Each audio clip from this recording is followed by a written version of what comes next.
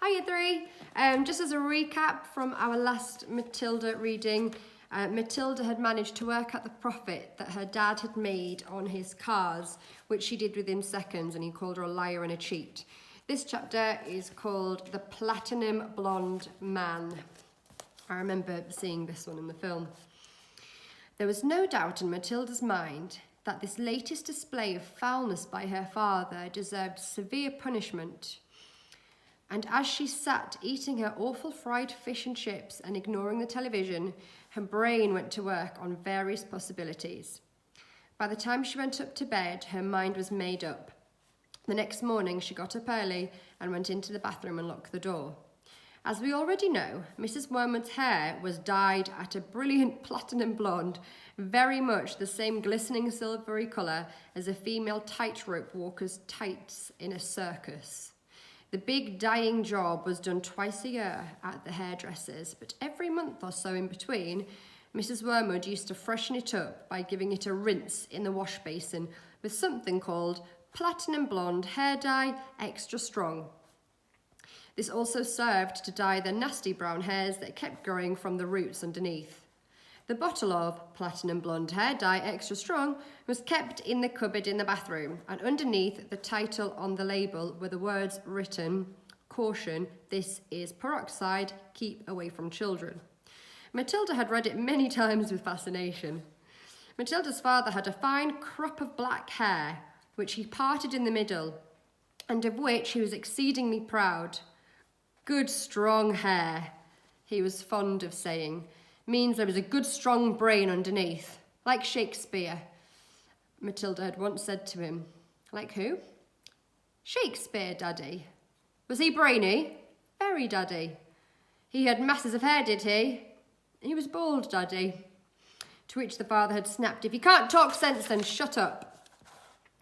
Anyway, Mr. Wormwood kept his hair looking bright and strong, or so he thought, by rubbing into it every morning large quantities of lotion called Oil of Violets Hair Tonic.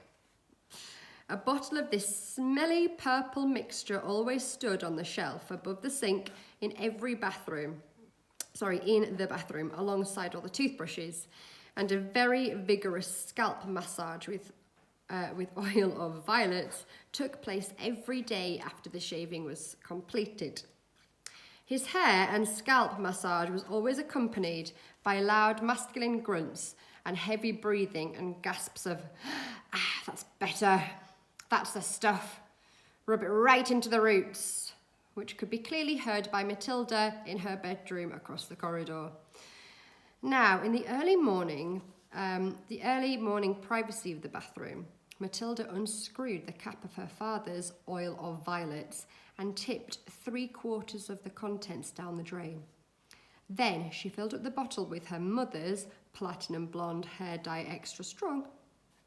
She carefully left enough of the father's original hair tonic in the bottle, so then when she gave it a good shake, the whole thing still looked reasonably purple.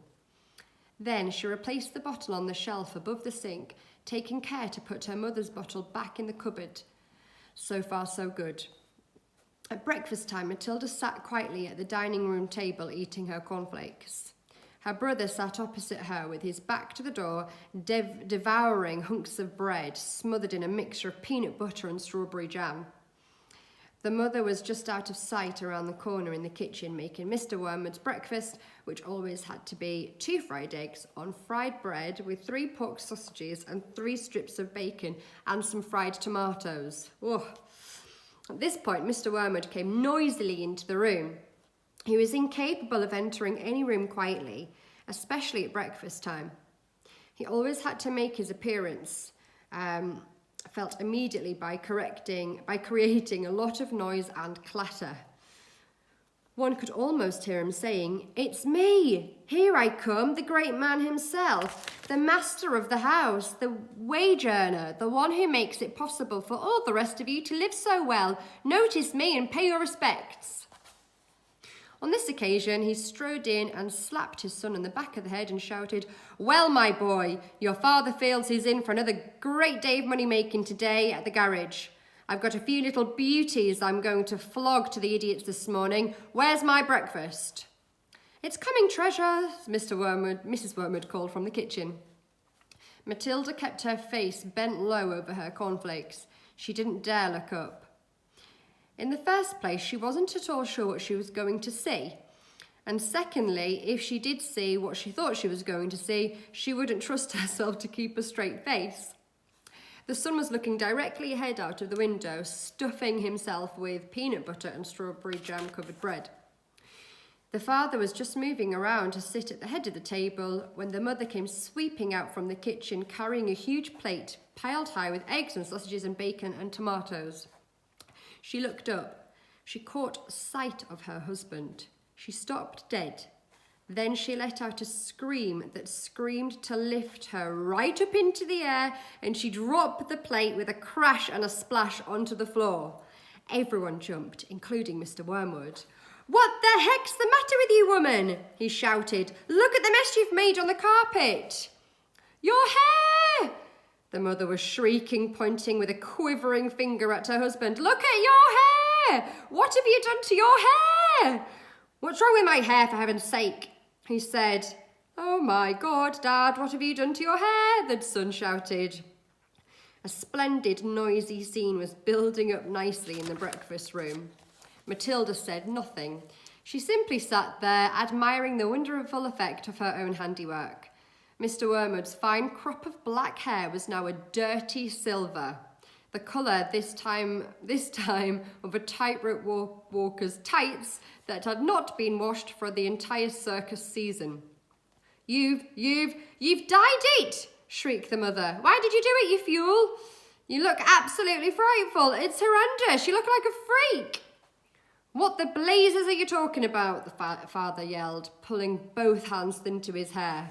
"I most certainly have not dyed it. What do you mean I've dyed it? What's happened to it? Or is this some sort of stupid joke?" His face was turning pale green, the colour of sour apples. "You must have dyed it, Dad," the son said. "It's the same colour as Mum's, only much dirtier looking." "Of course he's dyed it," the mother cried. "I can't change colour all by itself." "What on earth are you trying to do? Make yourself look handsome or something? You look like someone's grandmother gone wrong." "Get me a mirror," the father yelled. "Don't just stand there shrieking at me. Get me a mirror now." The mother's handbag lay on the chair at the end of the table. She opened the bag and got out a powder compact that had a small round mirror inside the lid. She opened the compact and handed it to her husband. He grabbed it and held it before his face, and in doing so, spilt most of the powder all over the front of his fancy tweed jacket.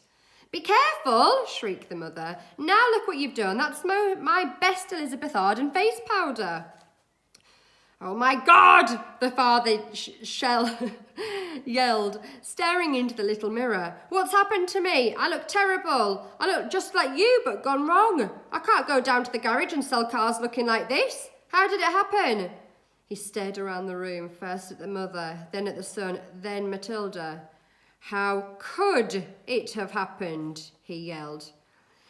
"I imagined, Daddy," Matilda said quietly, "that you weren't looking very hard and you simply took Mummy's bottle of hair off the shelf instead of your own."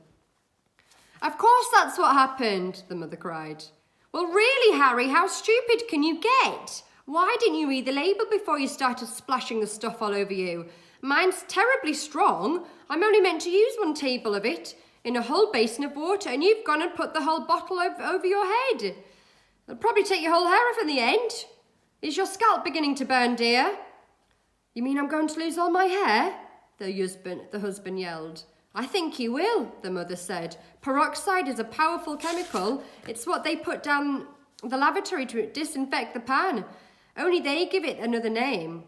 "What are you saying?" the husband cried. "I'm not a lavatory pan. I don't want to be disinfected.